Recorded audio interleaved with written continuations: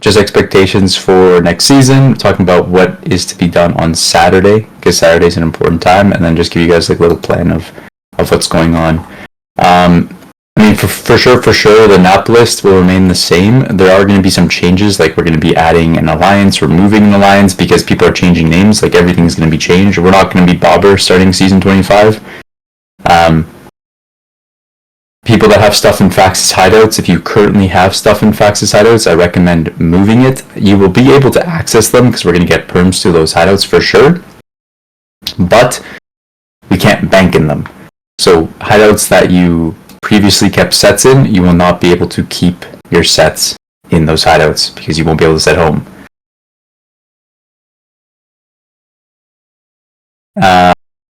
As all of you guys know, for season 25, we are going to be back to the Hogs tag. The Hog Rat? Oh, I love me some Hog Riders, man. I like the show? No, shut the fuck up, man. Nice. Honestly, Munster's the Hog. You could ride him if you want to. Okay. No worries there. I'm logging onto my game so I can get to the other stuff. So I'm just going over like the housekeeping things. As we all know, CTA attendance is going to go up to 14 a week.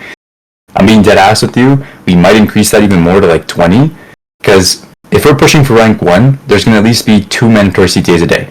20 UTC, for sure, every day is got to happen. It's our main timer. Also, 18 UTC is got to happen. Mostly it's going to be another main timer because that's where we live, right? So those 2 timers are going to be constantly under watch and constantly under attack. Then we will have an aggressive ward timer, which is going to be like a 22, a 00, a 02, a 04, whatever it may be in those areas.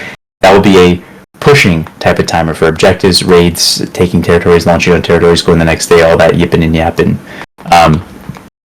But there's tons and tons of things that we have to focus on as a guild. So like, you're going to have 2 to 3 main CTAs a day, and then you're going to have a shit ton of Vortex pings. You're going to have a shit ton of core pings. You're going to have a shit ton of probably Fame Farm groups. I mean, those won't count Fame Farm groups, but like anything that benefits a guild to mass to go get an objective will count as a CTA attendance. So like, I have 90 and I just do straight up CTAs. And there's people underneath me that have like some stuff for sure, but like, it's not hard. Like, you just play the game as much as you possibly can. Like, we all know that no one here is going to be expected to be here every single day 24/7. There might be some players that are going to do that for sure every single day 24/7 because that's what they can do in their lives right now. But I'm not going to be every day 24/7. Other people are not going to be here 24/7. But you can still hit the objective and get your goals by just being active within the guild. And if you have a good CTA, that could even count to like 2 to 3 CTA attendance. It's crazy. Like, I'm not lying. Like, it is almost impossible to not hit the requirements. Like, you just have to like straight up be like AFK if you're not hitting the requirements. 14 is like very doable. So we might fluctuate that, give or take, add some more, take away some, just as we see fit. For sure, we won't be doing an active check for at least 2 weeks of the season. So you'll have the first week, second week, and then by the second week, then we're going to be doing hard CTA at CTA attendances, which means you had 2 weeks, because our inactive checks are every 2 weeks. We filter it by 14 days. So if we start Saturday, and 2 weeks from that Saturday, we do the inactive check, you're going to see which players are not active during that 14 period, which is going to be valid because that's when the season started. So that's when we're going to be filtering out players, and new players come in. So people from Upside, around just 2 weeks. So if we start on the 2nd, November 2nd, that means by November 16th, we will be doing an inactive check and kicking out anyone that is completely inactive. Like, completely inactive will be getting kicked, which would probably be, like, in my honest opinion, 20-ish, maybe 30-ish people are probably not going to meet the attendance. Now, out of those 20 to 30 players, if that is you, this is what you have to think about, okay? Presently, I'm not active, but I was in the guild for 14 days. That is 14 days to my checkpoint of getting the rank rewards. If I know I'm not going to be active for this X amount of time, I will just bite the bullet and I will go to Upside. I will play as much as humanly possible in Upside, but me being in TLM is not beneficial because what's going to happen in 2 more weeks from then, or even a week? Because basically, after the first 2 weeks of the season, I could do the inactive check no matter when I want. I could do it literally on the 16th, and then next week I'm like, fuck it, you know what?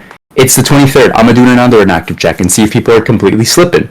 And we could just do it weekly. So there's always going to be someone probably getting removed from the guild to go to Upside. So if for whatever reason you get removed and I don't want players to cry about it. There's going to be plenty, I'm talking plenty of time for you to come back into the guild, because it's not worth having somebody say, yeah, I'll be active, and then they end up doing 3 CTAs in 2 weeks, and then I'm like, okay, I'm going to remove you, and I'm like, no, sorry, I'll be here, and then 4 more days go by, and they still haven't done any CTAs. In those 4 days, I could have got someone from Upside in, or a new recruit from the recruiting tickets into the guild, and then in 2 weeks when you're actually back from being inactive, you just come back into the guild because there's going to be a vacant spot.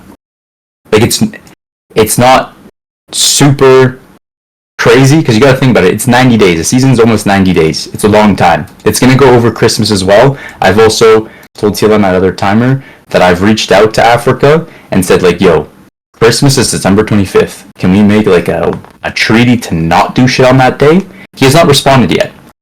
I highly doubt he hasn't seen it, but he has not responded. Now, in my personal opinion, I hope he understands the importance of not launching on territories on the 24th / doing anything on territories on the 25th, because it is a pretty big universal holiday. I know a lot of people don't celebrate it for sure, but like, it's a pretty big one. It's a massive one, especially in the North American server. It's a big one. So he should respect it. If he doesn't, I will ask the TLM players who don't celebrate Christmas to be locked in that day. Yo, who's open mic fucking stroking their cock right now? No cap. I don't hear hear that? anything. No, it's only you. Chicle. Mr. Chico, stop jerking, man. This is the open channel, by the way. It is an open mic channel, so we come in here start jerking off, like, bro, I'm gonna hear you guys bust. I mean, It's the last day before November. yeah, it's true, he's getting out his last months. So, like, I literally said, so I'm like, okay, so if you could respect Christmas, go for it. If he doesn't, I will ask players in the guild that don't celebrate Christmas to step up that day. I will probably be here for 18 and 20 on Christmas, for sure. I'll just be blatantly public. I will be here for those timers, most likely. But later in the day, I will not be. So if they try to do something on Christmas, I'm going to make sure that whoever can play in the evening hours will full push into their maps. Because, like, if they cannot respect Christmas, it is what it is. Now, I could see iFotis being the dog. Out of Pivas or iFotis, I could see Pivas being the more respectful one, to an extent, if Africa has the higher lead on it. I see Dalius just being a complete, like, dumbass and just going crazy.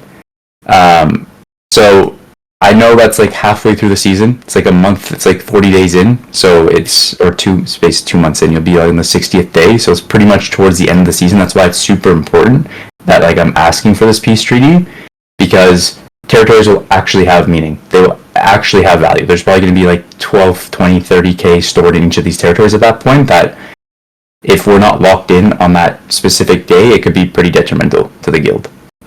So if you can be available on Christmas, be available on Christmas. If you can't, I've tried my best to keep it like as a handshake agreement, but you understand, some people play this game to actually like live their lives on it. So I could see that they're going to go rat mode on that day. And I can't do anything about that. I literally cannot do anything about that if that's the case. So it's up to you as TLM to help me on that day, because I celebrate Christmas and I do shit Christmas and Christmas Eve that I might not be here for specific timers.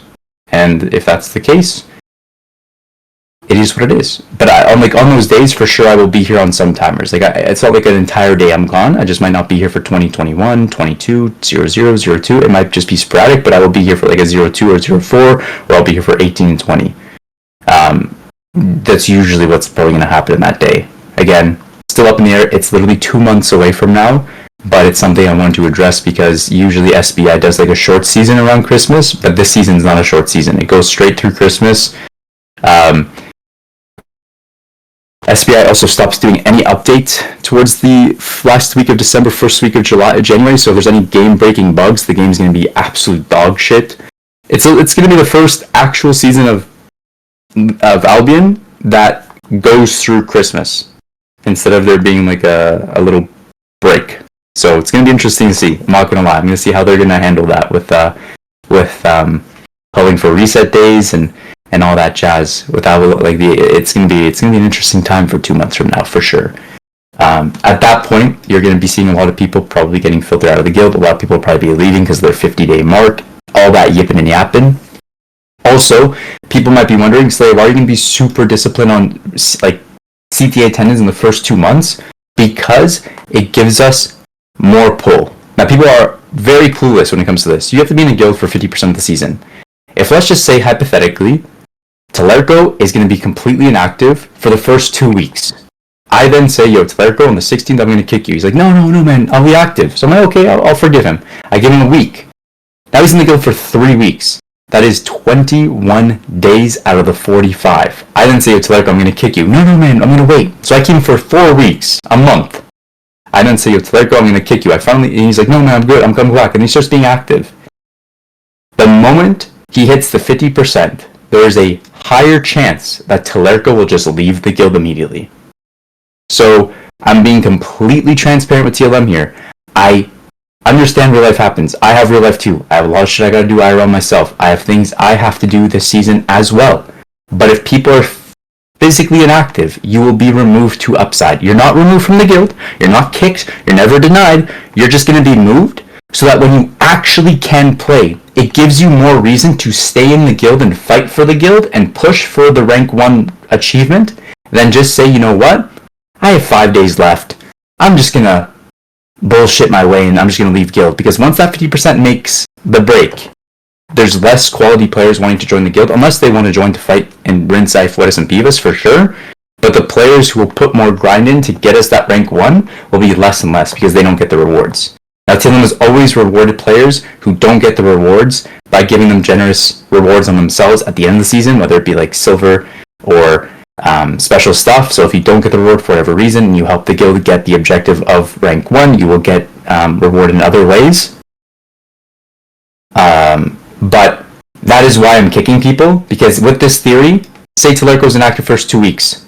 He gives me an excuse. I say, Telerco, it is what it is. You're completely inactive. I'm removing you. It's been 2 weeks. You're gone. Join Upside when you can play. Come back. 2 weeks go by. Telerco's now been in Upside for 2 weeks and he's starting to be more active. He's like, hey man, I've been in Upside for 2 weeks. I've been pretty active. Can I please come back? Sure. Come back in. Instead of now Telerco having a month of points to his objective of the 45 days, he only has 14. And even for 2 weeks he was in Upside and helping the guild out. He now is coming back into TLM with an active mindset and knows that he has to earn his spot in this guild and be active for that remaining time. That is why the first half of the season, inactive checks are super crucial. So please, TLM, I know there are going to be people that are going to try to weasel their way through it or do the bare ass minimum. That needs to change, because I want people to actually put an effort in this, because this season, as Pivas has said, it's not going to be an easy one, man. There's actually going to be competition. You're going to see more of a drive, because Pivas was guaranteed rank 1, and all of a sudden now there's another entity or another risk involved that it's like, oh shit, you know what? Maybe this is not good. Druids backstabbed us. TLM helped Druids get rank 1. TLM secured Bank with Kool-Aid and Fax and all these people. We fought and rinsed them out on reset day. Similar numbers. Oh shit. Our second biggest guild's not here, right? And now 1822 is being made, and oh my god, 1822 joined our side. Cool, 1822 joined our side, but now you gotta think about it. Now we finally have 2 guilds who have the same weight as Ifoetis and Pivas. Last season, it was just TLM in terms of numbers that was matching Pivas, Ifoetis, and Druids. Yes, we had Fax for macro, and we had Kool-Aid for macro for NA timers and all that stuff, but number-wise, no one masked the same amount as them. It was very difficult. So it made fighting more difficult to do, made sieging territories more awkward, and made fights a little bit hectic and weird. But now, Ifoetis matches 1822 and TLM matches Pivas. So it's just going to be a battle of who's stronger and who has better macro and who actually puts in better of a fight to win this season. Now, yes, there's still the risk factor of territories being dropped last day of the season and all that yipping and yapping, but that is to come as the season goes on, and our main focus is to push hard and absolutely shit on them, because if you think about it, Ifoetis is playing to deny TLM this entire season. That's all they're doing. Their goal is to deny TLM and stay close second, just in case Pivas decides they can't push anymore. Ifoetis is going to take everything from them and go for rank 1. But because Ifoetis didn't make the announcement of, oh, I'm pushing rank 1, he's not getting quality players in his guild. his masses are a lot smaller, and he's trying to bribe people to get in the guild by, hey, I'll full regear you 7.3, and you get loot split. Yet, his attraction is coming from Ambitios and Freebeer, and players that just only know how to sit on territories. So, it's not going to look good on them when they start struggling. Giving out loot split plus regearing 7.3, eventually Dallas's 700 renters are going to be like, Dalius is going to be like, oh, you know what, I'm regearing way too much. This is affecting the guild's economy. So something's going to change. And Pivas plays fully off loot split. If we focus on absolutely shitting on the main timers and having our allies mass with us and secondary callers mass and work as a team to deny as many 8.4 nodes as we can, Pivas will start having a mental breakdown. There are plenty of ways that we can attack and push ourselves in to get them to the breaking point.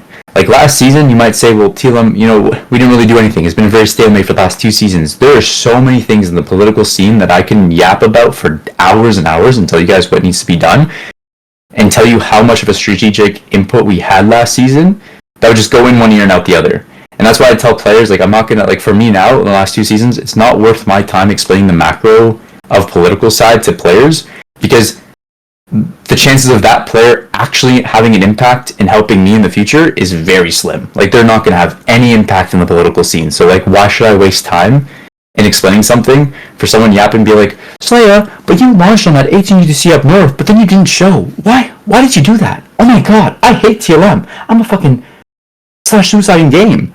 And they just yap for 20 minutes. And they're genuinely just brainless players. It is what it is. The play weight, they're just brainless players and don't understand the reason as to why things happen and why things don't happen. But we did so much of mental games last season and actual impacting fights and strategic attacks that it was worth it. Now, could we have been more aggressive? For sure. But again, there's no goal on either side. Our goal was to push and maintain a competitive aspect, which would then push Druids to make an excuse of we gotta keep getting points. Because if we keep getting points, there's a chance TLM's going to take it because all of a sudden Sync gets 60k, 70k, 80k. So to iFuetis' side, they're like, oh, Druid's just taking points because they want to take points. This plan of taking the rank 1 was planned for months in advance. Months! And I'm yeah, they helped him for months, and yeah, there's annoying fights and big fights and stuff like that, but it's a slow but steady process that needs to happen in order for things to look at it. Anyway, done yipping and yapping about that because it's literally pointless. All I'm saying, to tie it all back, is the attendance needs to be there, and I do not want people to try to weasel their way, because I'm telling you right now, it will just only impact you and the guild from getting our objective. And I know some people might say, hey man, in a nice way of saying this, and I've been a guild leader for so long, and this is the part that really fucking triggers me, I've been a GM for 5 years. And the amount of players that hit me with sob stories, and I feel so empathetic for them and sympathetic, and I'm like, you know what, man, I'll keep you in the guild. And then 2 weeks later, after the moment they get to 50%, they just leave guild immediately. It's bruh, you told me that you had all this bad stuff happen to you IRL, that's why you're super inactive, and I'm empathetic, being you know what, I support you, thank you for telling me, and the moment it hits 50%, they leave. And I'm now I can't, that player gone could have been removed way before, and they could have came back when they got better, when they felt better, and actually put in more effort instead of getting the 50% and just dipping. So I know real life happens. I know things occur, deaths in family, incidents, accidents, stuff like that, but I want you guys to know, if you are a player that truly cares for TLM's goal to get rank 1, if something like that were to happen to you, understand, is it capable? Are you capable of meeting the requirement, or do you need to take a 2 weeks to 3 week break from the guild and then come back to the game when you can and just join the guild? Because you making the excuse of I'll be there, Slaya, just give me 2 more weeks, don't kick me from the guild, I had this happen to me and this happened, I'm gonna be super empathetic for that. I'm gonna support that. But for you to manipulate your way and use it just as an excuse to get that 50% to leave, that is not cool. And that's why this season I have less of I've been used so many times by players. It is fucking crazy. Happened during Energy Surge season, happened during last season, the season before that. It's so many people just take advantage of me being nice that it's just now when I read a ticket like that, I'm bruh, are they actually going to come back in a week? Are they actually going to come back in 5 days? it's impossible. Literally, it's impossible to tell. And 90% of the time, they end up just screwing us up. So that's why attendance is super important. So that's why it's going to be more strict. And again, if something happens IRL, go for it. Focus on it. It's IRL. This is a video game you do for fun. Now, yes, Albion is a much different video game than a lot of other video games out there. And there's a lot more work that needs to be done. But it's still a game. And understand that the game is competitive. And what you may be doing to that competitive scene, is it worth it? Or is it worth you just taking a step back for a couple weeks and come back when you're full ready to commit? Because there's plenty of time to get those 45 days out of 90. If you can just understand by doing the mental math, I was going to go for 2 weeks, and Slayer wants to remove me, and I had this bad happen to me. No worries. I only have 25 more days left. I'll leave the guild for 4 weeks, and I'll come back. Because there's always going to be a spot probably at that point. There's no way the guild's going to be maxed out at 300 that we can't just remove someone else that's inactive to get someone back in when they come back from something. And honestly, I will be super happy if someone says, like, Slaya, I had something really bad happen to me, which I hope nothing, by the way, I hope none of that happens to anyone in the guild, but life is life. And they say, you know what, I'm going to take a step back. If someone comes back and says, Slaya, I'm back from whatever happened, I would like to be more involved, I will immediately find somebody to remove to get you in. 100%. Because there's always someone to kick. Always someone to kick. And how serious I am about that, I will even kick Nugent first. Oh my god. Oh my god. Yeah, sure. Nah, I'll kick Nugent, no worries. Easy clap. Me first. But yeah, anyway, now I'm going past the attendance now because that was the most important. Let's talk about Reset Day. Well, Reset Day is going to be a little crazy. It starts at 1 UTC, but that's when the territories are takeable. Now for TLM, a lot of you don't even know how to get to the fucking market. Let's just be real. Some of you guys don't even know how to log into your accounts because of how clueless you are with the Albion mechanics. Now, does Albion do a good job at explaining how this game's played? No, absolutely terrible. So, I'll give you guys a little bit of a quick TLDR. On any Reset Day, Vortexes do not spawn on the Saturday. Mages do not spawn on the Saturday. On Sunday, Mages will start spawning at the prime time of the territory when it ends. So you could kill Mages starting on the Monday.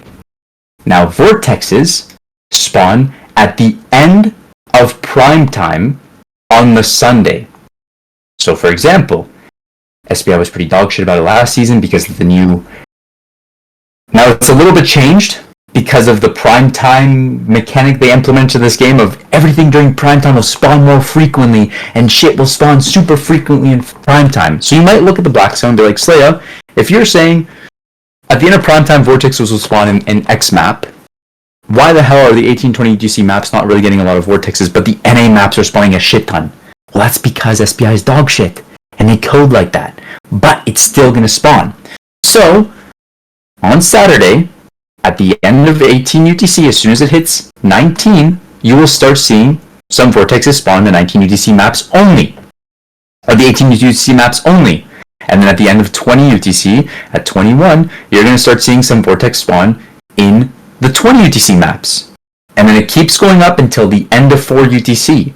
Now you might be sitting there being like, Slaya, why am I not seeing that many Vortexes in the 18 and 20 UTC map? Well, that's because of the new mechanic that states that any prime time, which is 00 to 02, primarily 02, more objectives will spawn, more high quality things will spawn, more things will be engaging in the map at that timer. So, when it comes to the end of the 00 or 02 UTC prime time, you might be like, whoa, Slayer, why the hell are there 6 Vortexes in the NA maps, in the 02 maps? That's because the system triggers it, and there'll be more. So yes, they will still spawn the 18 and 20 UTC maps, but for the first day, on the Sunday, you're going to see more happening in the NA maps. Then, once 04 is done, and Monday comes along, Monday is the day you can launch on territories, raid territories, and, drumroll please, kill mages. So Monday is when you can do all that yippin' and yappin'. At that point, Vortexes and Terries and launching will be perfect. And then on the Tuesday is the first day you could actually go to claim a territory. So please remember that the Saturday and Sunday, basically, there's no vortexes, which then removes around 6 to 8 days in a season, which you will not be able to get vortexes. On the first couple of days, it is super important to look for vortexes, because the more, the more energy you have in your territory, the faster we get upgraded. With the new mechanic next season of 10% minus for self-rating won't be a thing next season, which means you get to fight for whatever needs to happen on territories 24/7. And also, you need to realize that territories can only lose percentages to the walls if someone is holding the banner in the map. So let's just say we kept an X guild in our main map, so we went to go fight in West Bridgewatch. That small group just has to kill the rat people placing the banner, and if as long as they sit on the banner, the walls will not lose percentages of durability, which is fantastic. It gives us more time to easily rotate back and stop people from being rats. And it focuses more on like people going deeper into war maps than just being rats, because if you look at the Black Zone, as we all know, again, someone needs to stream my stream, SBI still doesn't give a shit about changing the maps. I asked them many times, yo, is there a reason why you haven't changed the prime times of this Black Zone? Oh shit, I was supposed to do that, I forgot to tell the devs. Oh shit, next time we'll do it. You're probably not going to see this for another 2 seasons. So 2 seasons from now, for sure, the time zones will change, but look how heavily EU this Black Zone is. It is massive. So like, for us, for 20, we got to go from all the way over here to all the way up here. It's a shit ton of maps to cover. Versus for NA, they have 4 maps to focus on. So it's very difficult, and it's easier for them to be rat cunts, basically, rat little fucks, than it is for us to be rat fucks.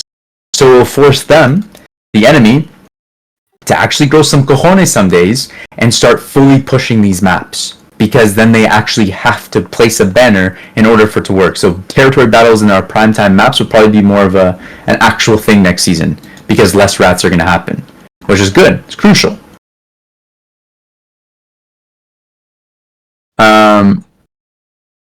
What's it called? But yeah, like those are small little mechanics. Again, I don't think half of you guys probably understand what the fuck I'm saying, but all I have to say is with that change, it's good. I'm happy SBI understood it and listened to it. There are small things that are not going to change, lag, us losing some fights, us winning some fights. For sure, all these things are going to like be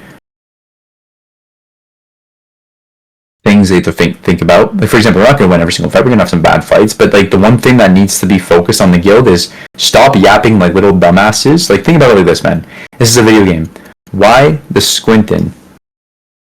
Do you have to focus on one little negative in guild chat for 5 hours for no reason?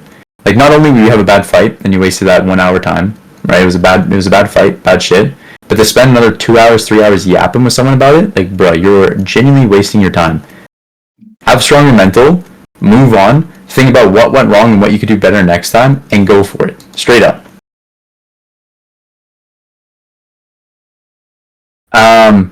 So yeah, I just want to really cover like those pinnacle spots of how the season works. So on Saturday, reset will happen. The moment reset starts, you realize the only objectives you can get for the first day is straight PvE. And I know people memeing about that and joking around about it, but like it's straight up PvE. It's going to be cores, fame farming, gathering, which is dog shit, and focusing on castles, especially day 1 to get that little, boost in points. So the moment I hit 18 UTC, 20 UTC, 22 UTC, 00 UTC, 02 UTC, and 04 UTC, I'm expecting on day 1 and 2 to have permanent castle timers by ZVZ shot callers and by content officers, because it's actually super crucial. And also treasures and spiders on those 2 days are crucial. Vortexes won't spawn until Sunday. So literally the moment you wake up, instead of being like X to go gank, fuck that, you could say X to go fucking kill spiders and grab cores. X to go fame farm and look for cores for the first day. X to do castles and cores. Like you always match shit. If you see cores when you walk on the first day, grab them. Because the chances of maxing out the core tab and the treasures tab and the vortex tab are the hardest categories to max, but they are the most rewarding categories. Now people are going to sit here, well Staya, I'm actually a professional PvE 5v5 Hellgator. awesome. You're going to give me 6,000 season points at the end of the season. If you max out the entire tree of 2v2 and 5v5, you gave the guild 9,300 season points. Slayer. Absolute, stop talking. Absolute, irrelevant, and useless. If people want to yap about, hey Slayer, about the 5v5 and 10v10 and the corrupteds, I really want to focus. No, stop wasting your time on that. If we really have to fucking focus on that at the end of the season, we can all go push for it. But it's such minuscule points that one raid on a fucking tier 27 Terry of getting that 1,000 energy is the same amount of points of like 25 hours or 30 hours plus of grinding a god awful category. It is just not worth your time, and focus your efforts onto actual categories that matter. It is all in there. Now we're getting into something. What's the question you want to ask me, real fucking rat? I wanted to ask you to repeat. Max 100% if you have active people in the guild and you're actually pushing, but treasures not. But like course, you will max it 100%. Cores probably. Yeah, Vortex is no, and treasures no. Yeah, Vortex is that's the you need to go for because it's the pure points, right? It's extra points, right? So you go for the Vortex 100% and get prior Vortex over the core. Because some people are gonna scream, no, take the gold core, forget about purple Vortex, right? But you should go for the purple Vortex. Vortexes and fucking treasures are most important. Spiders are kind of, I don't know what the new changes are with the new implementation of the multiple spiders being dropped and the gold bows and all that shit. I don't know how much actually that you get. By like 80%, so it's important to be killing them. So, but regardless, I don't want people to be there being like, Vortex spawning in 10 minutes versus, hey guys, hosting a Corrupted Dungeons festival, let's get crazy. Like, bro, you're fucking dumb if you think Corrupteds are actually beneficial. It's like 2,000 and 2,000 points for max Corrupteds. Like, it's, people are messaging me, hey, so I'm the best 10v10 gator in the world. I actually got Druids to max points. But Druids won by over 90,000 season points. Druids probably paid you close to like 500 mil to get them 10k points. Like, you're not, like, Jesus Christ, man. It's like during Energy Surge season, I spent 300 mil to get 10k season points in crystals. I'm like, that is such a waste of money, so I dropped them. And TLM didn't even need that shit, because we focused on other categories that mattered, while the guilds who are so fucking, jerking off on the fucking crystallers, didn't realize that season, Energy Surge season, ZVZ was 20 times better than wasting billions of silver on dog shit ego trash cans who think they could do 5v5. It was not worth it. Like, dead ass, it was just not worth it. So that's why I'm being super fucking pointing at these things, because there are actual people in the guild who are clueless to how the system works, who don't do the math, who don't put the energy, who don't just think a little bit before yapping, who are going to be filling up guild chat as the season progresses on things that don't matter, and will just cause drama, lower people's mentality, when you could just focus on doing something better to help the guild. And that's why I'm being very pushy in those categories, because it's super fucking crucial. We could talk about this more as the season goes, but vortexes, treasures, spiders are ones that need to be maxed. Castles will probably be maxed with how often people are going to be doing them. We said that this season, but we literally didn't give a shit. And we gave up so many Saturdays and Sundays because we're like, fuck it, I don't care. Like, we didn't mass castles at all this entire season on Saturday and Sunday. Yet we literally got to like 92 or something. It was pretty high up there, and we didn't do jack shit in castles. During 3 seasons ago, TLM maxed out castles within the first month. When Kool-Aid merged into us, we maxed on castles within the first month. Like, castles will max out super quickly. Vortexes, not possible. Like, it's gonna be taking a long time. Cores will probably be pretty damn quick. It's gonna take a long time for those ones. You'll see it probably max out towards the end of the season, but it will max out probably. But treasures, that shit, I need people to open shit up. So like, literally, I'm not gonna lie, you, Spencer, miss treasures count for it, right? I'm pretty sure. Yeah, miss treasures count. Miss spiders don't count. I would say you should go for the big chest if you see it's points for 10 people. So you have 10 people, you have to max out for 10 of them. So it splits. If you get like a gold and purple chest, that's a lot of points, like a lot in terms. So if you see big chest, you have to max for that, like a small party of 10 people plus, right? Yes, that's the best way in my opinion, to make it super efficient for the people. And don't be greedy as fuck with the chest. Invite TLM. Who gives a fuck about the loot in the chest? Concha tu madre. What the fuck, man?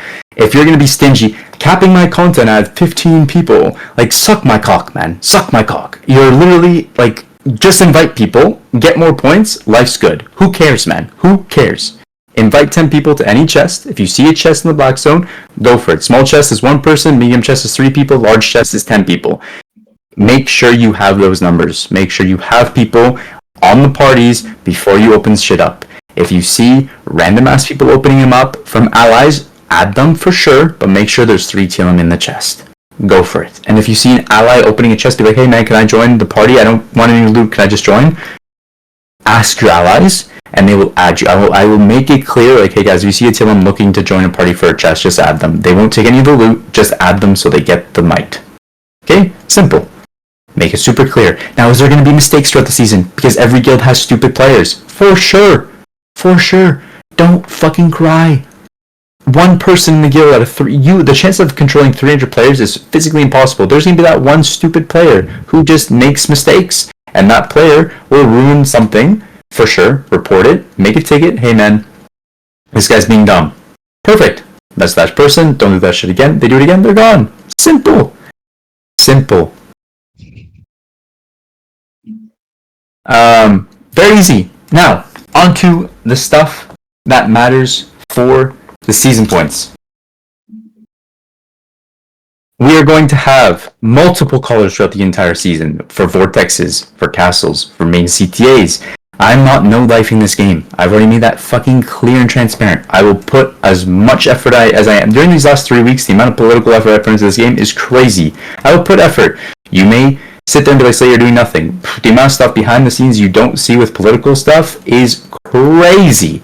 So if I cannot call for a timer, if I cannot call for whatever, and someone masses, you show the same amount of effort. Because the chances of Africa being able to call every timer is going to be impossible. You're going to be against Lasagna Man, against Mark 2K, against Artista, against fucking whomever it may be. If you have the knowledge of how to play ZVZ, the color genuinely doesn't make a difference. If you learn from me how to play the game and how to macro and how to move and how to play as an individual from what I teach you from VOD reviews, from training videos, from explanations of what went wrong during a CTA, and yeah, you might meme say your VOD reviews are an hour long, sick, who gives a fuck? If you learn how to play how I tell you, even if you go to some person who's never called in their entire life, but you know how to play the game, and you focus on what Slay would say, and you just listen to them counting down 5, 4, 3, 2, 1, hit here,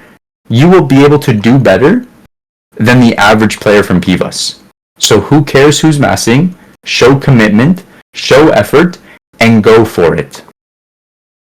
Because it doesn't matter. The goal, we all have the same goal in mind. We all have the sime goal. It's time to destroy iFotis and Pivas Coalition. They think they are making the game a better place, but I have not seen a single guild who has genuinely tried to place hideouts for their renters in every goddamn fucking Black Zone map. Who has forced friendly fights in the entirety of the Black Zone. And it is crazy what GMs do who just want to RMT that ruin this game. And as I already made my stance on, like, if the game was strict on GMs with RMTing, it'd probably be a better place, for sure. Who cares about the individuals RMTing? The 1 or 2 players in a guild RMTing? Who cares? Who cares? Who literally cares? Those players have no impact in the game. Yeah, it's that 1 person they RMT'd to, for sure. But, like, it's not a GM and a guild leader with their council placing 25 hideouts for RMT purposes, moving and getting mass amount of coalitions to make them the most money for RMT. That's what ruins the game. So, TLM, we all watched Pivas' video, right? We all watched Pivas' video. We saw that they were yapping a little bit about there and being like, you know what, we're going to be a community guild that's never disbanded after taking a rank 1 win. We're not going to... They did yipping and yapping. Let's make this very, very, very clear. Yes, their video was well edited. It was very well done. Did they show kill boards in that video? No. They literally sat in queue the entire last season, farming bots, Watch the hype video. There was 2 clips of them actually fighting against Fax and TLM. One in Ravine and one in Confluence, I'm pretty sure. No, it was one in Ravine and I forgot the other one. The first one was for sure in Ravine on the southwest side of the territory. Most definitely. And I remember this from watching the video from 2.5 weeks ago. And there was one more. And those claps weren't... Oh, and sorry, I remember the next one. It was in the snow map, static, northeast side. And that would have been in 18 UTC, I'm pretty sure, and it was down south somewhere. It was, I remember finding it was an early morning timer, but it was, yeah, I think it might have been it. Cross, yeah, on the northeast side. Yeah, I believe so. It was 0-2, yeah. But it was Ravine and Cross on the northeast side of static. Watch the videos. Were they massive deletions? They were good hits, but they weren't like 20 plus kill deaths. It was a nice clap to post in the montage. The rest of the montage was just farming side zergs. Guess what? LAT, Arch, and that's what they used for the hype video. No kill boards ever posted. Nothing. They just yapped and said that. And they threw shots at TLM. It was vile. It was very mundane shots. It was very political, I guess, or like very chill with Africa's speech. It wasn't like super threatening, like these guys are dog shit, blah, blah, blah, which I respect because he gets his point across. But that video had really no presence in the Black Zone in terms of like game. And they said they are ZVZ dominators and they've been a guild for, and they're talking about community and saying that they've been a guild for a long time. Cool. That part, to me, I'm like, I respect it.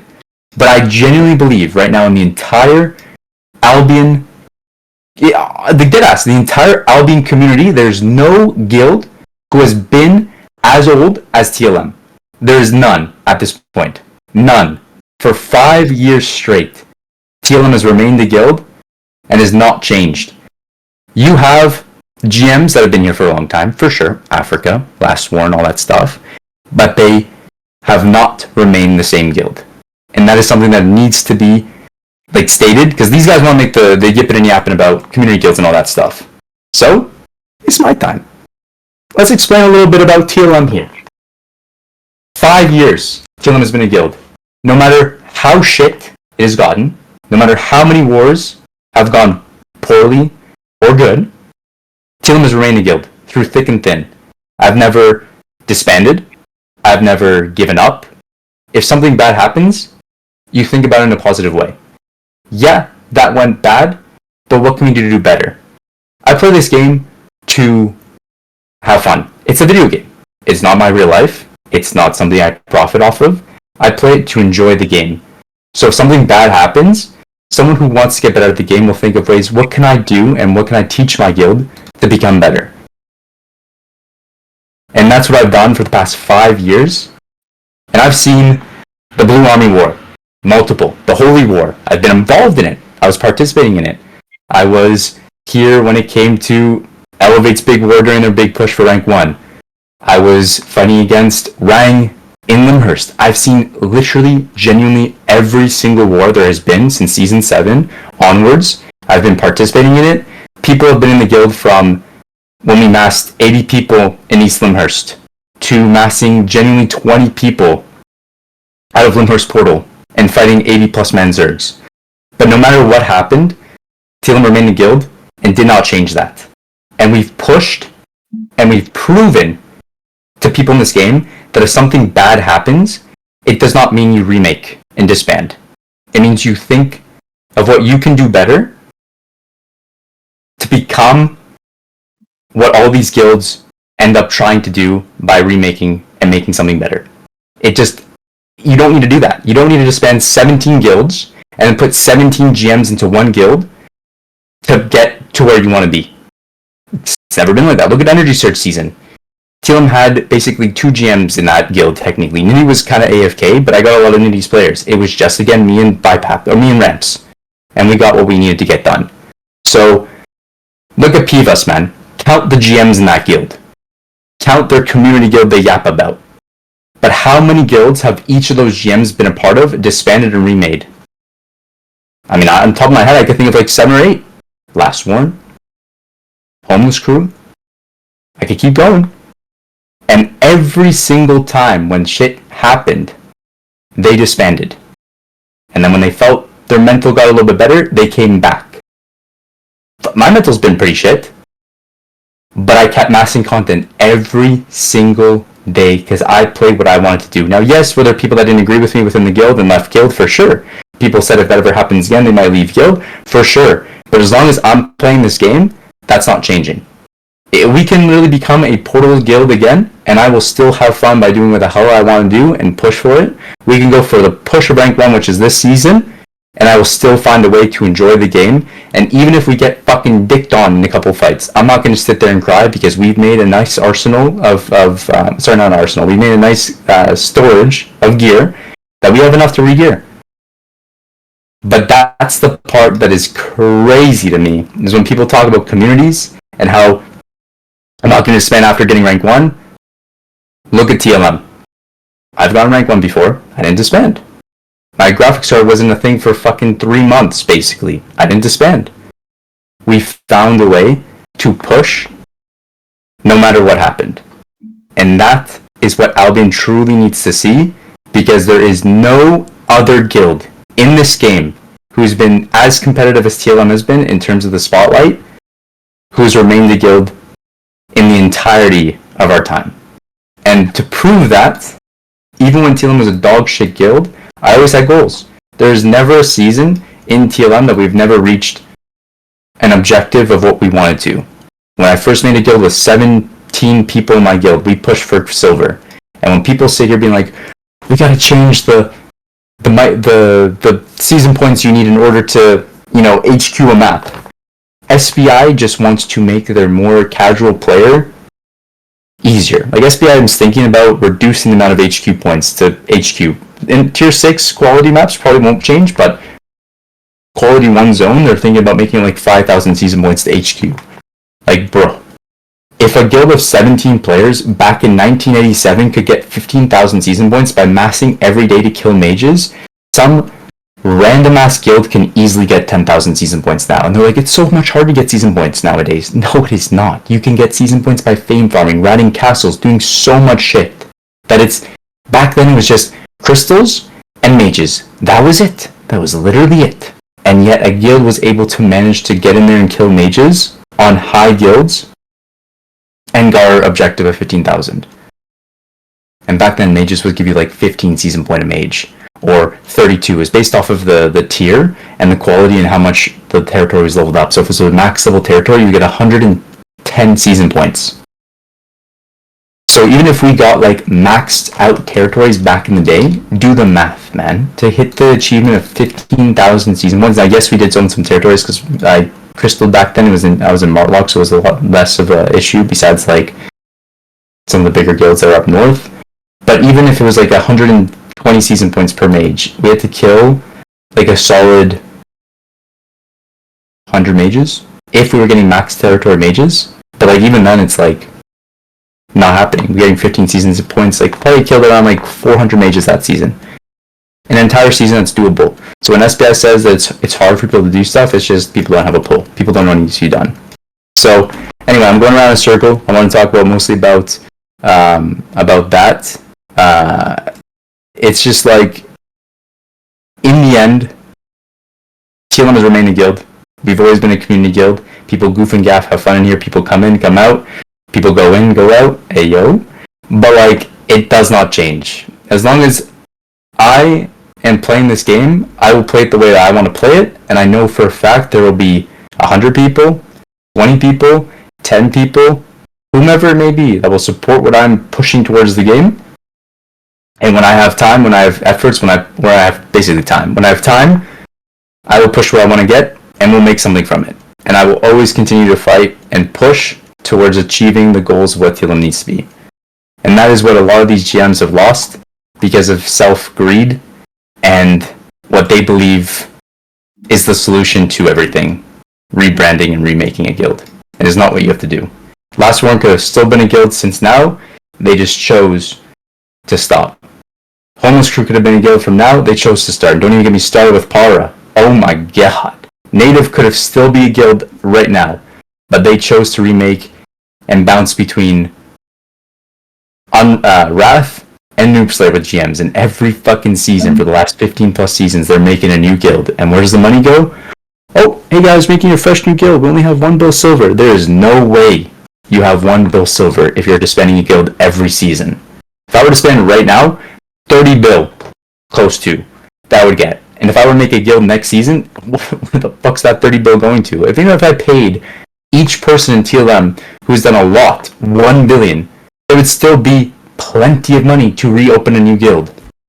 So it's cappuccino that these guilds say that. It's the underlying message is that RMT is such a big factor in these big ass guilds that no one can see through it. And SBI puts such poor efforts to cut back on the leadership and the player base who has leadership that are ruining this game. Genuinely, if they just fucking took some time to do the calculations of, spreadsheet, get us 30 bill.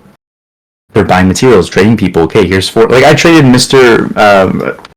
Sam from Fax almost 3 billion silver, 2.7 billion silver. But there is records and proof that we received 3.4 bill worth of assets. He got 2.7 bill worth of money. 20% discount. There's interchangeable tracking. But in some guilds, they go to bed with 10 billion silver. The next day, they have 2 bill silver. But there's nothing posted anywhere in their Discord or anywhere in-game, in chess, which SBI can check, that shows that they've made a purchase of 8 billion worth of assets. Even close to it. And usually, if guilds are spending that much money, they're going to receive more than they are spending. So for us, we spent 2.7 bill, we received 3.4 bill. So there's that 600 mil profit that we made, but guilds should see an increase in their value. But SBI does not take the time to just look at the basics of where the fuck does billions of silver disappear from without any type of gain in the guild. And they have access to people with the perms, and it's like maybe 20 people in each guild, and if they had a team devoted for the top end guilds on that shit, it would be so obvious to see where money's going and where it's getting traded in RMT. Even if it's an alt account, it's so easy to track, but they just choose not to.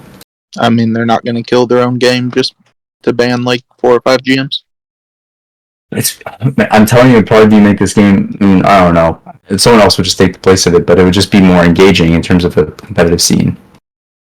For a while. But it is what it is. It's ass, it's trash in that sense, but as long as I'm playing this game, my goal is to fight against the RMTers, fight against people that are winning this game, and try my very best to make them get fucked. Like, literally, the more money they lose in this game, and the more excuses they ask their players, it's just more enjoyable for us, because it's like, they lost for example, iFlood is losing the Mammoth to us beginning of the season last season. The moment they lost the Mammoth, on reset day, they asked their guild, we have no money. Can anyone help us with mammoths? And they got donated 5 mammoths. Or 4. It was 4 mammoths. Bro, there is no way in hell that iFootis was poor. 0 chance. But the fact that they had to take the time to ask their players and post that announcement and be mad in that one CTA, that was worth it for me. Absolutely worth it. In terms of competitive and having fun, 100% worth it for me. And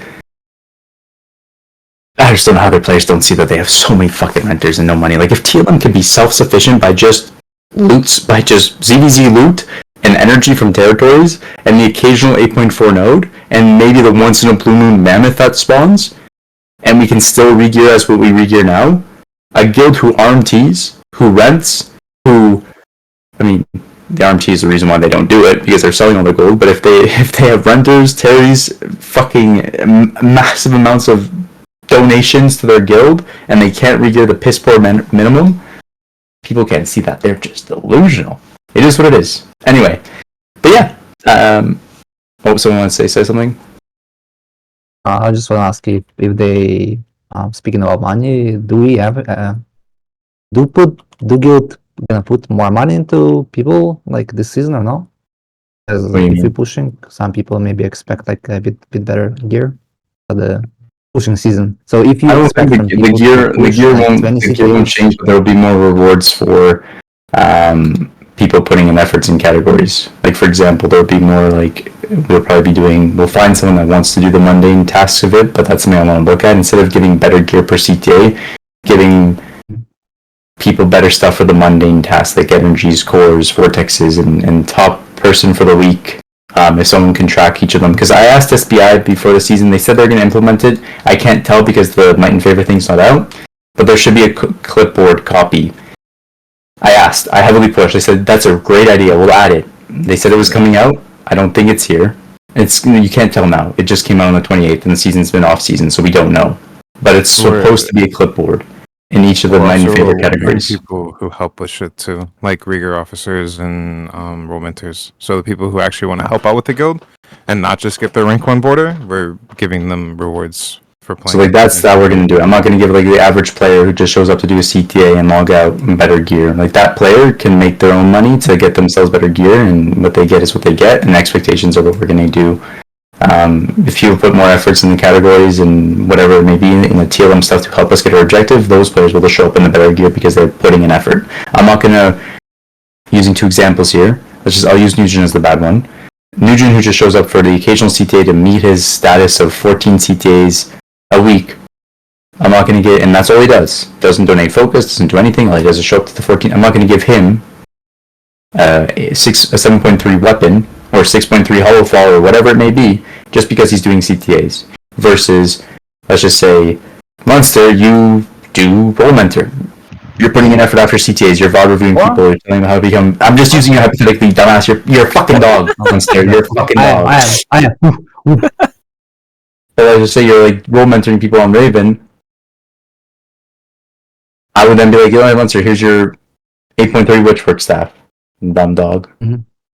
But yeah, like that's what I'm going to do next season. Absolutely. Allocate assets to people that put effort instead of just the basic player that shows up. Works.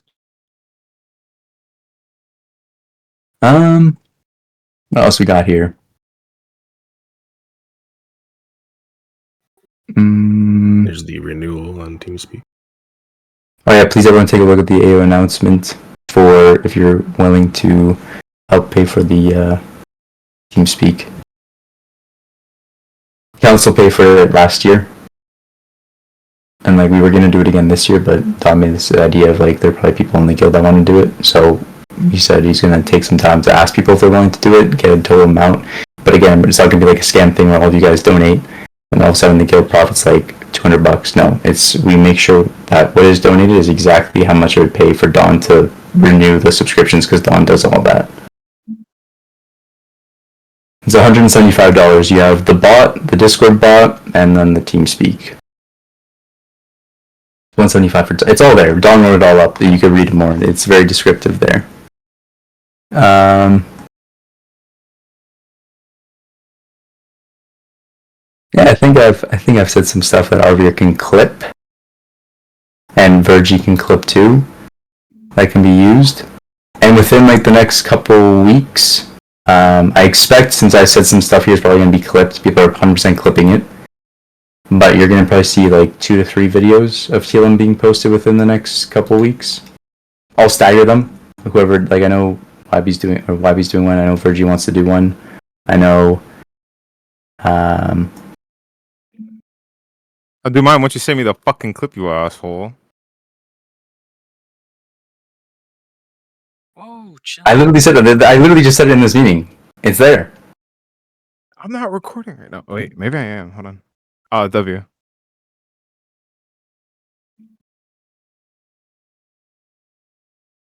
Yo, not Virgie. Arvir, you clip that shit when I message you, right? When I'm like, it's coming. Please, Arvir, or anyone recording this meeting, because they're asking me for the clips. Like, buddy, I'm not gonna be inspirational and go fucking crazy, and then talk about TLM 5 years and all that yipping and yapping, and no one clipped it. Did anyone here record shit? Please, man, I'm on my fucking knees, man. Don't pull out the fucking the meme. Arvir, please. You're being emotional. What the fuck? No, Arvir, did you clip it, man? I've recorded everything, but like it's just been mid. You haven't said anything that makes me want to fucking jump out of my seat. Yeah, I deleted it already. To be honest. Yeah, that's what Virgie wanted. Virgie wanted something. Virgie wanted something about the length of TLM and pushing for that stuff, and it goes with his cool, video. Slayo. Say something cool. Hold on, let me wait. Before you do, let me turn my audio off. His length. I mean, do we need more? I mean, I got some stuff that I've already said to the guild, like Daddy retired. Is that mouth still for hire? You feel me? Make a racist joke. It's fire. Why is Jenny Yo, sitting boys, behind? we have a new news. I'm gonna be the main caller for TLM for season 25. Alright, You guys this like way. gonna get fucked? Bro, okay. No way, bye man. bye. My name's Maris. I used to be Sorry, part of I have to remove Escalation. I'm the best caller. Yes, stop. I'm announcing my bomb squad. I need 5 Claymore players. Oh, Why you me? Slay, I'm recording the meeting. I'm gonna send it to you after How many guilds are gonna have on the alliance when season starts? Bro, there is no respect in this guild. So, comes. If anyone has questions like that, yipping and yapping, the alliances, can't tell you. Okay, that shit's just that you're gonna see. It's gonna happen. Now, people are. Oh, I'll give you the bare minute. I'll give you like, fuck it. I'm not even gonna tell you. Just understand that the things I do are for a reason. If people want to yap, but Slayer, we have X amount of guilds in their alliance. Oh, we're so fucked. The point share. Who? It's the last month that really fucking truly matters when it hits double season points. The first month, there's piss poor amount of energy being generated from Terry's. Piss poor. It's like dick on ice, man. It's just like it's non-existent. So like being in an alliance with a lot of people in the beginning doesn't really do anything. What you would lose in the beginning of the season can be made within the first 2 weeks of the last month. Easily by being by yourself. It's more important to break mentality of enemy Zergs and win early objectives than it is to go for stuff that would affect it. Again, if you know the mechanic of the game, you understand why I'm doing it. But I'm not going to explain shit in case there's one little dog in the call here who's like, oh yeah, at least he's giving me head if I give him this information. Bruh. So I'm not going to yap because I know for a fact in terms of mechanical idea of how the game works and points and all the shit of what's shared and what's not shared, blah blah blah, all this yipping and yapping, that I know probably a fuck ton more than the average GM or average player in the game. So let it cook. I would love to explain shit to you guys and tell you everything, but I cannot with how this game is because there's this one guy in the guild. Let's just say his name is. I want to stop. Shazat. Boom. Let's just say Shazat's a spy. Who knows? And he gets fucking head from Dalius every day. I don't care. What happened? Nothing happened. You're a spy, by the way. Nothing happened, Shazat. That guy's name is so It's pretty defensive. I think we should blow him out. Slayer, did you mention about the HO core system? Yeah, make sure that each hideout is remaining T7. If you have a green and a blue, just put it in the same map. If there's other cores you have, put it in the proper territory. But make sure, or hideout, but make sure each of them are level 7. Yes. First snag ascent. Allies now be taking cores out of our is there There shouldn't be any that will be taken because they've all been removed. And don't cry about shit if something happens. There are gonna be rats in each guild. But don't make a scene. If something were to happen on, let's just say, November 17th at fucking 2 p.m. in the afternoon on a fucking Thursday, if one rat from fucking We Profit or Upside or whomever it may be steals a Vortex or a core, it might happen. It will happen. Don't cry for 25 years. It is what it is. Just report it, and they will help. Like, the GMs, who matter, will find the way to redeem for that one that was lost. Don't waste time by yelling, by pinging them, by fucking trash talking your line shit. You guys are fucking rats, dog shit, fucking cunts. When it literally is just one sped in the alliance. Don't waste your effort and have a better mental than blowing up. It is just not worth it. And when you make the ticket, just be fucking calm. Hey, at council, I'm one to go do a Vortex. We have the same party. All of a sudden, We Profit steals it from us in our main zone. They stole this blue Vortex from us. So they stole this blue core. I wanted you to see it so you can message Hash. Perfect. You said it calm. You gave us facts. You showed us a video. Hey Hash. Today, Squinton had asked stole a blue core from us, and he was being a little bit of a rat about it. Wouldn't drop it to us. Hash, guarantee, because he respects how I lead and he respects what I say, and he's being very whatever it is, he'll say, Slay, don't worry. If I find a blue core when I'm roaming with the boys, we'll bring it back and give it to you. Cool. Awesome. Same for Upside. Frosty will do the same thing. I know Bipaps will do the same thing. I know Ripley will do the same thing. I know everyone. Yeah, Nimbus will probably do the same thing.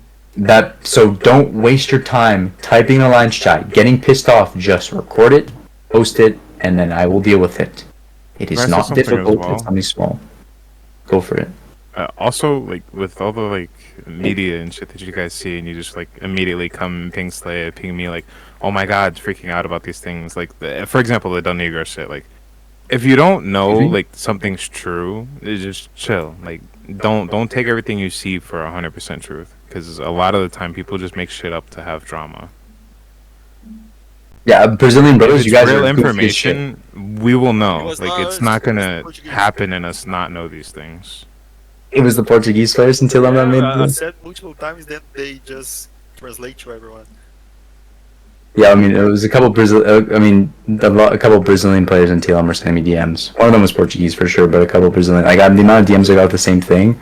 They say, "Watch out for this! Watch out for this!" Like, he's right. Like, literally, YB's right. Literally, unless I tell you something, and like, I'm being a deadass. Unless Slaya tells you something about anything political, do not listen. Let's just say hypothetically, Telerico saw a clip of something, and then he says something to you guys. Even then, yes, he's a council, but like he could have just had a mental boom moment. I picked Telerico because he was the top here. I could have picked Don, could have picked YB. I just picked Telerico. It's just, again, he said something, but still take it as a grain of salt until you hear it out of my mouth. My mouth. Don't listen.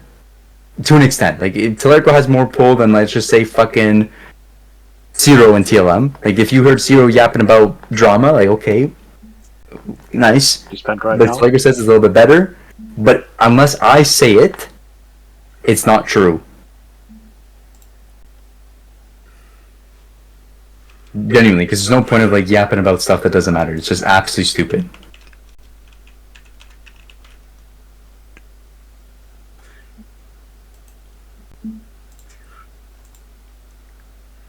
Any other questions that are not talking about anything mechanical or mechanical? I could do anything political, anything about allies, stuff like that. I'm not answering. Are you upgrading the guild hall to tier 8, man? 1 mil donations, please. It's 30 mil, bro. Just do it. What Guys, we're poor. We need mammoth donations, I mean, please. that's donation, Yeah, please. Slayer, where's our 5x command made me giveaway, motherfucker? I'm still waiting. It's just coming 1987. that, you fucker? Real question, Slaya. When is Yeah. the fucking mythical videos of training videos for? Well, I was gonna do it tonight for supports, but I think because tomorrow there's not gonna be any content, I will do supports for tomorrow for sure. DPS, Yeah, like straight up, like you just have to. No, I trained you for It's DPS not. It's not a is straight like up. 10 You seconds. need to train the DPS. They Yeah, need you training. need to. They ride on wheelchairs. They need trained. I can literally take 10 seconds right now to explain how to DPS should play. It's the least effort. Okay, take 10 seconds and make a video of it. You said it that you wanted to do it. I'm not gonna. I'll do it. Support is gonna be in depth tomorrow. I'll do supports tomorrow. Healer, I'll put some. Why the fuck did Quavo just get fucking exclamation point beside his name? What the fuck?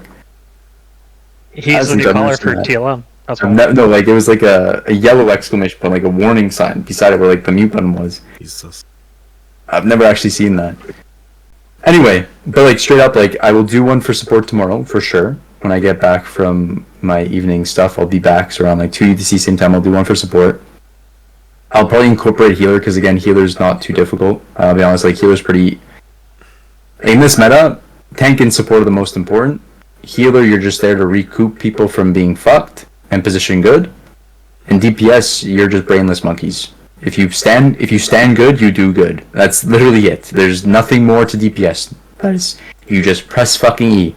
Your weapon is not rocket science. It is an infernal scythe or a hellfire hand. You just blink in, position well, press E, get out. Like it's not hard. It is super super fucking dog shit easy to be a DPS. And but I'm be honest, if you have a better PC, it's easier to be a DPS. If you don't have a good PC, you're gonna struggle for sure. I get that. That is probably the biggest cripple to DPS players. Is just a good PC. I'm in Perth. I'm coming. Are we officially moving into leather healers? Yeah, we'll be making an announcement about that. I kind of want to try the leather healer build. I mean, with the new Fame Farm system, the leather healing build is pretty fucking strong. Like, healers don't die. I was looking at the healer deaths for like the last couple weeks. The leather healers weren't dying in these fights. It saved me at least. Like, Stop, man! You're 5 making times. Leinster It's cream. insane.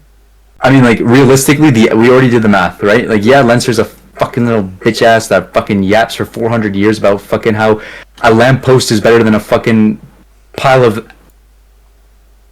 oil on the side of the street, right? He'll yap about anything.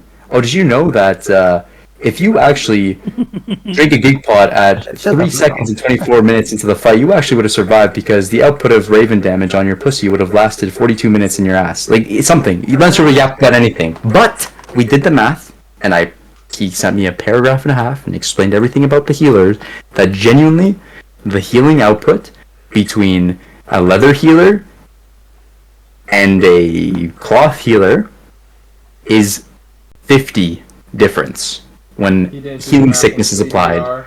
When there's no healing sickness applied, it is And you've spent 5 100. on your staff. no.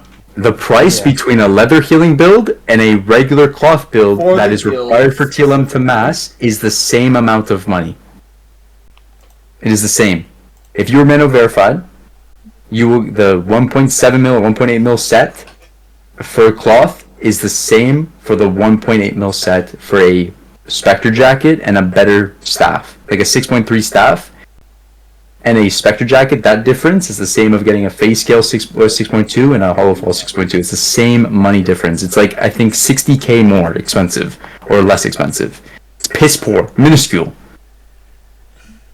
But the survivability on the Reflect on the armor, which can get you kills, the healing output is crucial. And people are like, well, Slayer, what about the cooldown reduction? Because now you have beef sandwich. Cool. Sick. Awesome. Think about it like this. If you're a cloth dog, hypothetically, let's just say, your name is Schaefer, right? And you get one shot because I'm like, hey guys, there's no way you fucking die first push, man. There's no fucking way you die first push unless you have no hands. Because that's gonna happen in the CT. I'm gonna say that. How the fuck are you dying first push? Take a look. Oh, cloth healer, cloth healer, cloth healer, cloth healer. Boom, 4 cloth healers dead, 1 push. How the fuck did 4 healers die 1 push? Because they're dog shit positioning, they suck ass, and they don't have a position.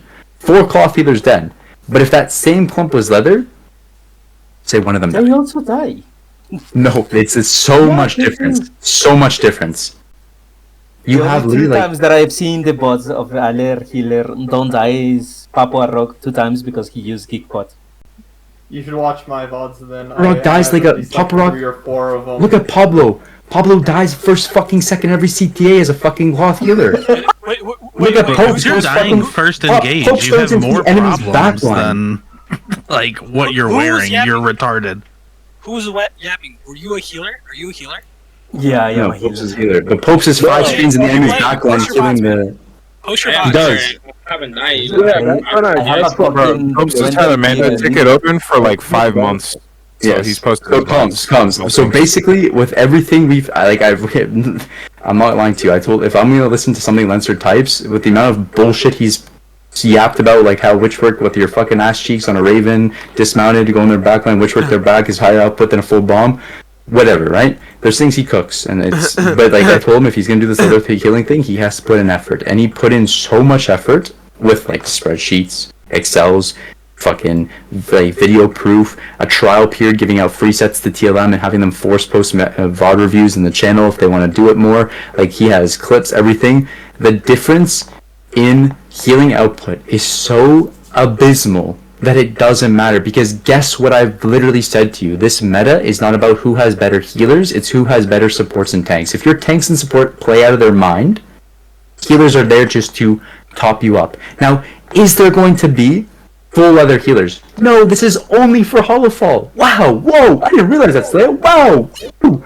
So there's still going to be nature healers that have Purity Robe and Face Scale for kiting purposes. There's going to be great holy staffs and redemption staffs that are still going to be used in ZVZs that are going to be forced to play Face Scale and Purity Robe. So you'll still have that type of disruption. And if we mass 100 players average per CTA, and let's just say in each party, let's just say so we're doing 5 parties, right? That's 5 nature healers, that's 5 face skill robes, alright? Then we have out of the other healers, each party has 1 redemption staff, that's another 5 face skill robes or purity robes, and then you have 2 leather healers. So each party has 2 leather healers, 2, 4, 6, 8, 10. 10 of them will be tankier, but you'll still have 10 cloth healers. It's just the Hollow Falls who are more aggressive and should be playing more aggressive and not scared in the front line will have a higher chance to survive, keeping them alive, and having the same amount of healing output as a regular cloth healer would do, and give the players as a healer more confidence to actually help the front line when we're asking for frontline heals, because all we're going to play this season is basically Brawl. So if they feel more confident to go in, they will help the front line. So those tanks being like, I died, and then I watch a VOD review of them being 25 screens ahead for no fucking reason dying, now that one healer might be a little bit more confident to go help you now, because he knows that he could self-survive with his rotation.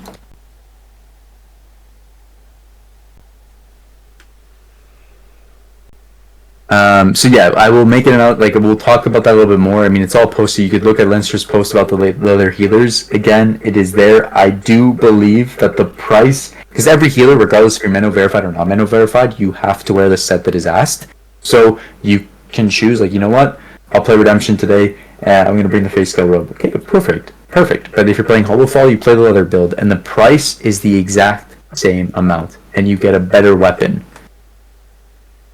And Leinster put in like 600 mil worth of his own crafting with Ricardo's donations and other people's donations to get sets for TLM just to use. So we didn't have to worry about any of that. We just paid him Siphon, because Leinster goes through Siphon every 27 seconds in this guild.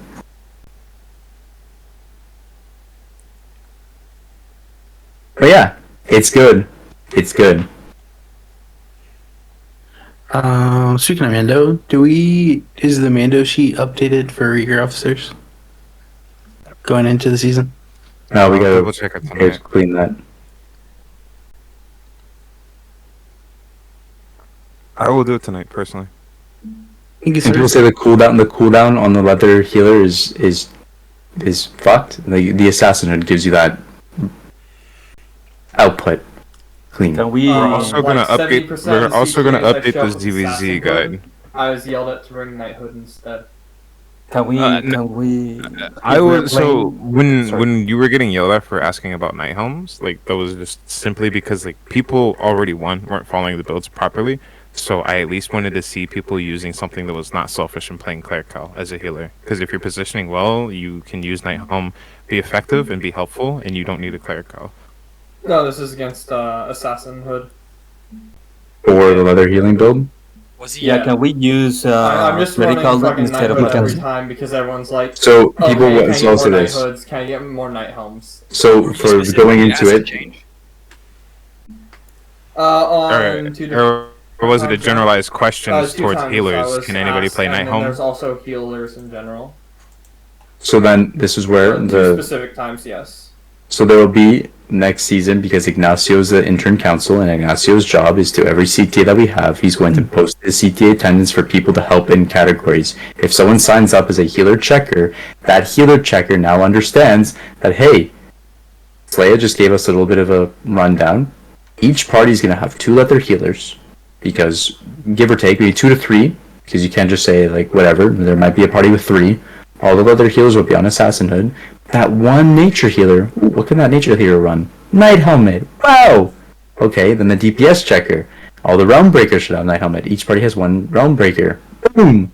And then more DPS bring night helmet. So then when you have, again, you have the redemption staff and you have the great holy staff, you then ask those players to bring the night helmet. And then boom, you have versatility. Wow, life's crazy. That's it. So before people were using helmets, and it was still bad because your cloth is still gonna die and you have no clerical, right? It was even worse. So the leather build have much more defensive, and you're not losing defensive by switching your helmet. So you can and you should play with Nine helmets. Sometimes some people should do it, so because the TLM sometimes have like lack of Nine helmets, right? This build allow you to play that. You will decrease your cooldowns, but you will not lose any defensive basically, just a small amount of them by like just reducing cooldowns, right? But you can, and some of healers should play Nine helmets. It's not meant to be so people like forced to be switched because it's a new build and not people like playing like that properly, right? So it takes time. I would not force people to switch much, but you can definitely ask some leather healers to switch to Nine helmets if there is no Nine helmets on people in general, right? So that's the option in like available, in my opinion, and you can ask those like healers to switch Nine helmet, and it's fine. That's fine. It's you're losing heals. Assassin's Hood is a heals. You have no cooldowns, but Assassin's Hood give you all cooldowns you need basically. But if you're losing that, you can like you just less output. That's nothing else. Yeah, so in case people don't understand that, Lancer said the leather build can still run Night Helmet. It's just you don't lose any defenses by switching off of Assassin off to a Night Helmet. It's just slight cooldown changes, which will give you infinite amount of cooldowns of your Assassin, but if we need Night Helmet, say we have none on healers, we then get a couple of the leather healers to switch to Night Helmet, and it won't change anything. Just that one healer will have a little bit less healing output. But who cares, because that Night Helmet might save 10 other TLM. Alright, well that's I'll go more into that when we do about the healer VOD review. Does anyone else have any other questions before we adjourn this meeting? I'm back home, fuckers. Can I ask you when you gonna upload the ZBZ guide? We're doing that it's going to be updated before Monday. I sent you a DM earlier. Let me read. Yeah. Can you explain our political situation, allies, NAP, etc. our allies are pushing for also? I cannot tell you that. You will see the updated NAP list on Saturday. Follow that updated NAP list. Respect it, but in terms of why we have this and that, I cannot explain. Unfortunately, I would love to, but I cannot. Can you also check DMs real quick and answer my question?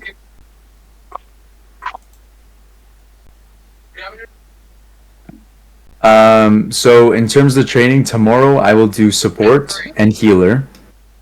Saturday is the first day of the season, so it's heavily focused. Maybe who's fucking going crazy? Thing's broken, man. You gotta go help. Things broken. Help him.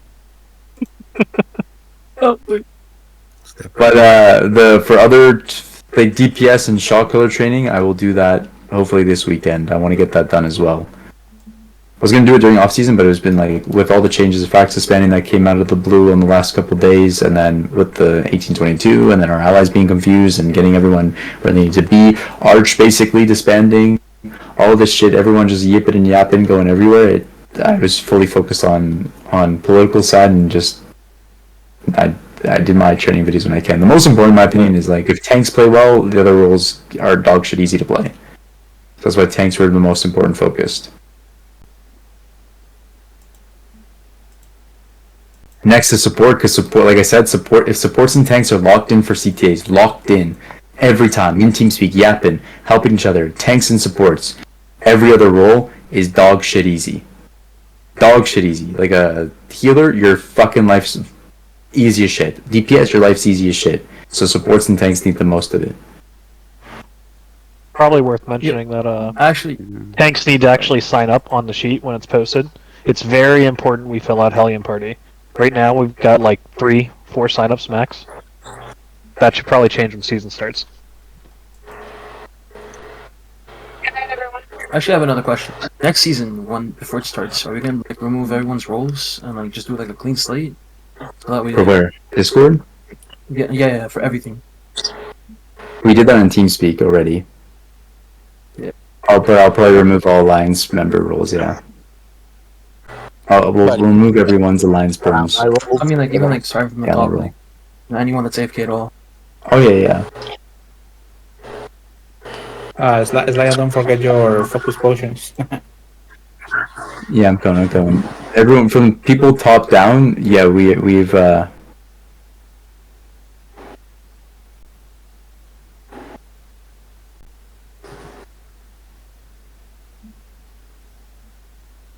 I'm waiting waiting for a response from one person within council, but every council member right now is active. The only person that's not is Spencer Alexander, but they sent me a message and they're not here. I'm trying to get information. If they don't respond soon, I might just remove already. But I'm waiting for a response. They're just in Japan now or something, so I don't know. But every other role has been purged. That's the only thing that's not been updated is that one. Ticker helpers, I mean... I'm really just say content creator because I only got the role and I haven't done anything with it. I mean, there are 29 content creators. I don't know how... How the fuck does Turtle Taboo have content creators and even in the guild? Yeah, we gotta look at the roles. They get given it, so. No one's checking if they're actually. I'll get the intern council and the ticket helpers to look at each role and see if they can figure out, because like ticket helpers, some of them in here I don't know how they have it, to be honest. Role mentors, same thing, we'll purge that as well. I mean, role mentors been pretty topped off. Ally callers will have to remove some, like for again I can't explain stuff, but yeah, we'll remove stuff.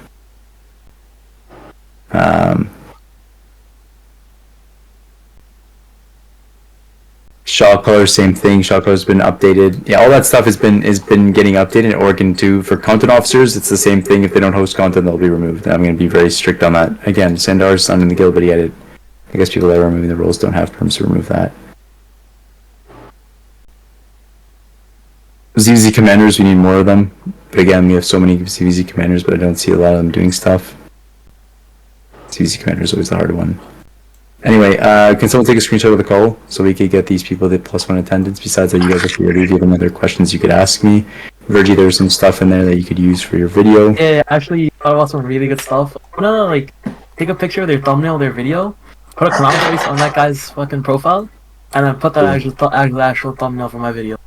Who? Like it'll look funny. Who? Take a picture of who? Retti's video for the Pivos. So you're about to come plagiarism. Oh, no. They'll be like, we'll see. When it's done, you'll see. You'll see. It's actually gonna be super funny. You're copyright strike, buddy. See ya. It's so funny. You know, I see it.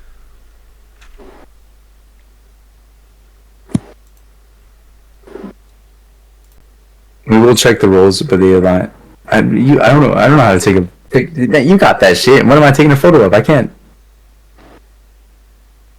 We gotta remove all these alliance perms. We'll do that Friday. Fuck it, I'll do it Friday. We'll just remove everyone. So.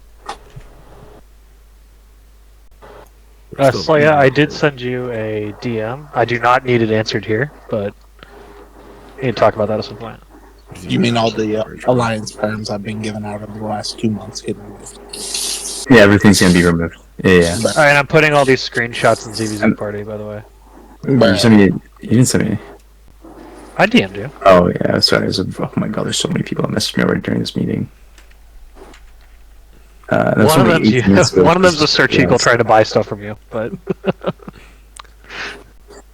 Tell Sir Chico that feet pics are 500 mil. Yeah, I'm down to do that. Tell Sir Chico I could sell him a commandment because he's like, I want to buy it for cheap, and I don't know why. Like, he never told me a number, man. I told him 215 is what I think the last one went for, and he said hoping a little less, but he'll probably pay it. Can I leave? I got all the screenshots there in ZVZ Party. Oh, GGNS, yeah. Okay, get out of here. Is that Tracer? Is Tracer showering right now live on Twitch? I'm paying for that. Yeah, if you were in this call, I've got you recorded, so you're good. I didn't consent to that, actually, so... Yeah, actually,